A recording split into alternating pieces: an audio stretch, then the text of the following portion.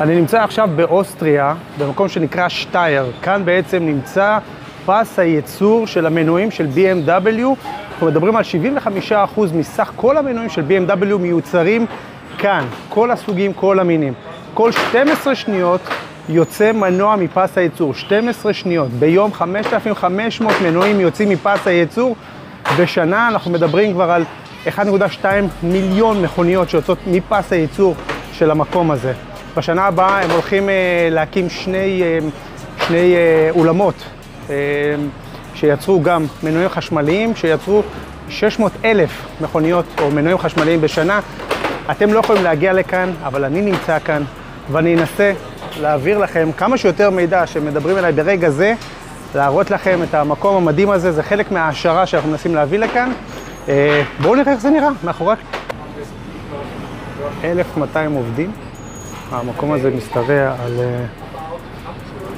60 מגרשי כדורגל, שצריך להבין. כמו שאמרתי, 5,500 מנועים ביום. 500 חלקים לכל מנוע. 600 engine variants. 600 וריאציות של מנועים יש כאן. תחשבו על זה, זה מטורף. בואו נלך לראות את זה מקרוב. טוב, אני מצלם, יש לי אוזנייה באוזן, כך שזה נורא טריקי, אני מקשיב גם לבחור הזה וגם מנסה מדי יום 3.3 מיליון הברגות הם עושים במפעל הזה כאן. פה זה הפס ייצור של הסדרה אחת, כמו שאתם רואים.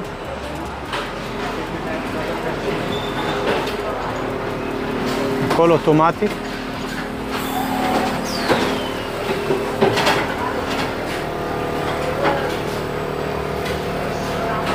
תחשבו אנחנו עכשיו בחלק של ההרכבה, אתם רואים שם את המנוע, את החלקים שלו שם.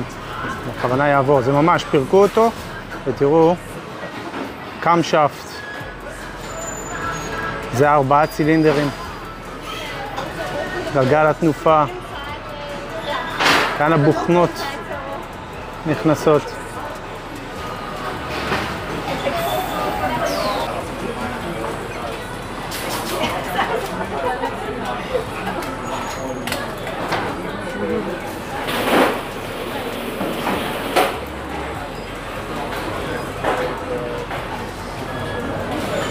נשים, גברים, הכל כולל הכל כאן, ויפה לראות את זה.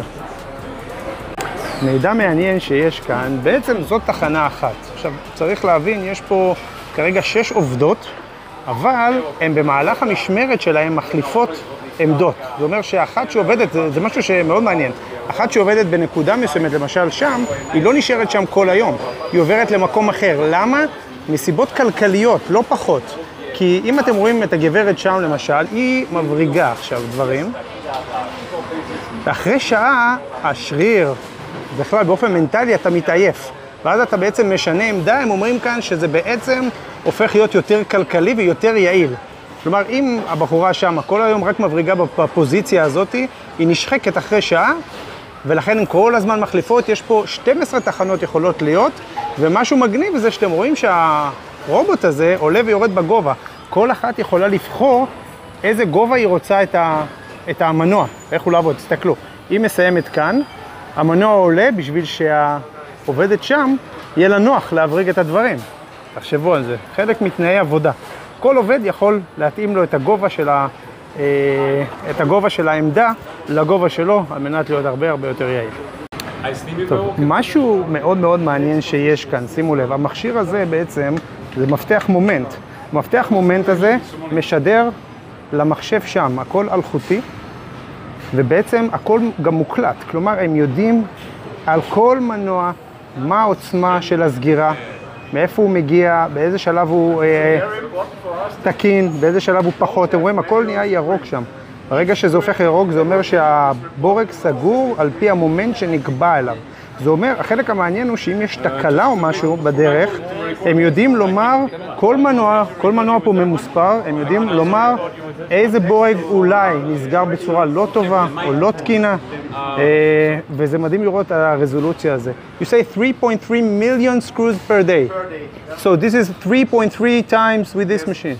But in the relationship, 50% manually, automatic screw. Okay. The only difference is that in the reverse station there's a manual wrench. Yeah. And in the automatic process is an automatic screw. But still it's record. Yeah, it's still record. It's a record, But okay. it's different types of screwing. Yep, okay.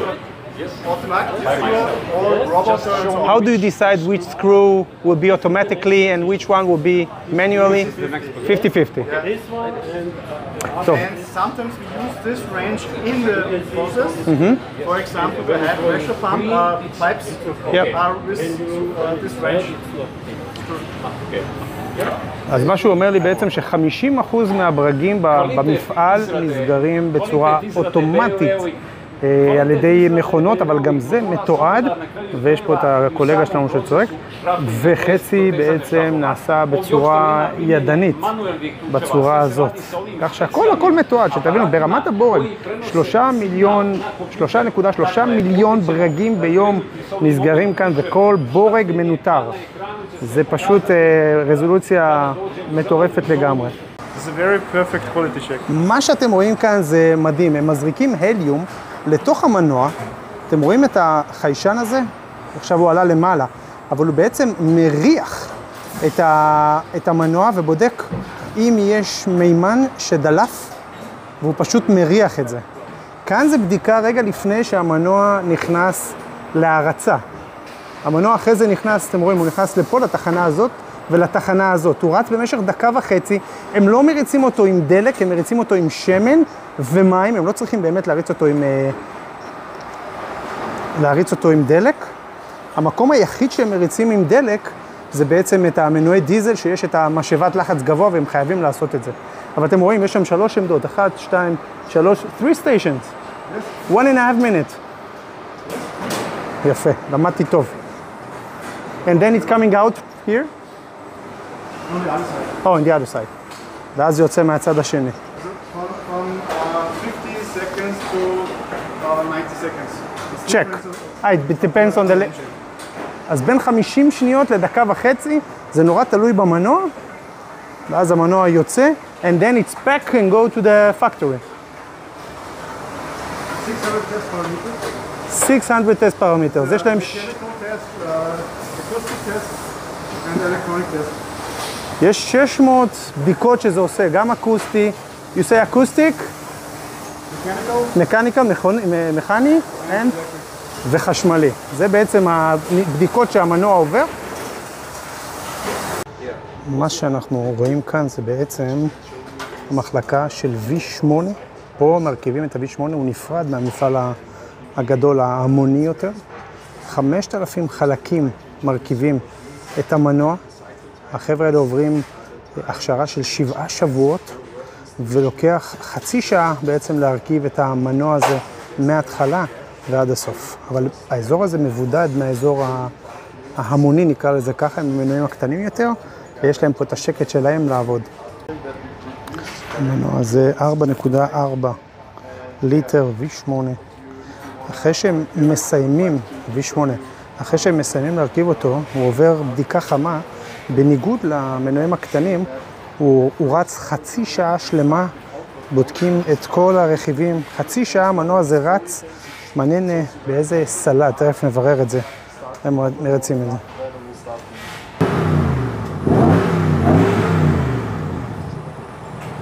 המנוע הזה, כמו שאמרתי, נבדק במשך חצי שעה, בדיקה חמה, כי הבדיקה הזו מאוד מאוד יקרה, והם בודקים את המנוע מעל ל3,000 סלט. זה עכשיו הספורט מאוד, תסתכלו איך כל הרכב רוקט כשהוא מניע אותו. אז מעל ל3,000 סלט זה הבדיקה חמה. מעל, אני לא יודע כמה, הם לא אומרים בדיוק, אבל מעל 3,000 סלט. טוב, אנחנו ממשיכים לאזור של המהנדסים. הפס ייצור הזה כאן שמאחריי ייסגר בשנה הבאה. המנוע הספציפי הזה של ה-V8 כבר יתפרק ויהיה פה משהו אחר, וזה מאוד עצוב. שתבינו, אם בפס ייצור הגדול הם מייצרים בכל יום 5,500 מנועים, פה הם מייצרים 10 במשמרת, זה אומר 20 מנועים ביום. זהו. 20 מנועים, כמו שאמרתי, בדיקה חמה, 30 דקות, מעל 3,000 צלחת. זה מדהים. זה כאילו הם מבודדים חשבתי שפה שקט, פה הרבה יותר שקט. עכשיו אנחנו הולכים ל-R&D, אם אני לא טועה, לפיתוח, לראות איך הדבר הזה נראה שם. מקווה שאתם נהנים איתי פה. אני נהנה, אני יונק מידע ומנסה להקיא לכם. מצד אחד זה נכנס וזה יוצא מפה, אני מקווה שזה עובד בסדר. כן, ממש רועש. נכנסנו למרכז הפיתוח. פה בעצם כל המנועים נבדקים והם מפותחים, וכאן אנחנו באזור של הבדיקת גובה. טוב, אנחנו נמצאים בחדר הבדיקה בעצם של המנועים. 60% לחות, 45 מעלות, זה יכול לעלות עד ל-50 מעלות, מינוס 40, הם בודקים את המנוע כאן בעצם, בתנאים הכי קיצוניים, 4,000 מטר, up to 5,000, עד 5,000 מטרים לגובה חם פה שאין לתאר, וכאן נעשה הבדיקה. How much time does it take to run the engine and check it? So we can do 10 degrees per hour and I think 1,000 meters in 20 minutes of difference. אוקיי. ופה הם בודקים גם את צריכת הדלק של המנוע, רגע לפני שזה יוצא החוצה, כל כך חם פה. So you can heat it to 50 and down minus 40. So it's changing between the oven and freezer. וואו. מדהים. חם שם שאין לתאר. ואת כל המידע אפשר לראות בעצם כאן.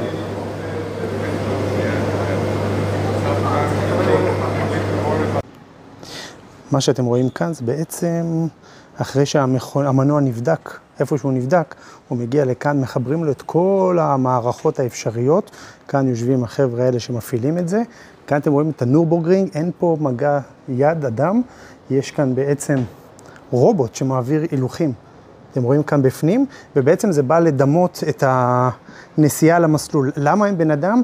כי אם אתה לוקח נהג ותפסת אותו ביום לא טוב, הזמנים שלו יהיו שונים.